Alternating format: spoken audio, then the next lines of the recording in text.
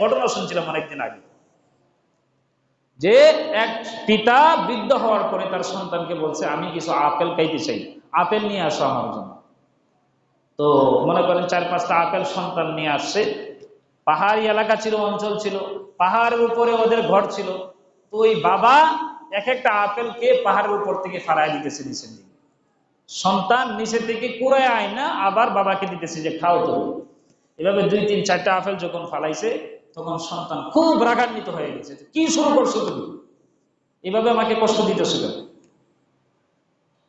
তখন বাবা বলল যে দেখ সন্তান, ছোটবেলায় তুইও আমার সাথে এমন আচরণ করেছিলি, তোর হাতে একটা বল দিয়েছিলাম আমি, আর এই বলটাকে তুই এই পাহাড় থেকে ওই পাহাড়ে নিক্ষেপ করে ফালায় দিতি, আর বারবার শতবার আমি ওই বলটাকে তোর কাছে ফিরিয়ে দিতাম, আর সাথে তোর একটা চুমু উপহার দিতাম। উপহার দিতাম, চুমু উপহার দিতাম, একটা চুমা দিতাম, আদর করতাম, তারপর বলটা তোর কাছে ফিরাই দিতাম। আর আজকে তুই বড় হয়েছিস, আমি তোর পরীক্ষা করার জন্য এই আপেলগুলো এইভাবে নিচের দিকে নিক্ষেপ করছি পাহাড়ের উপর থেকে, দেখলাম তোমার ধৈর্য কতটুকু। তো মা বাবা যখন একটু বয়স্ক হবে, একটু খিটখিটে মেজাজ হতেই পারে।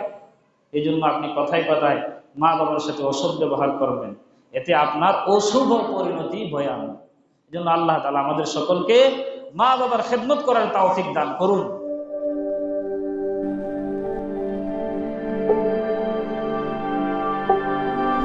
ইসলামী টিভি।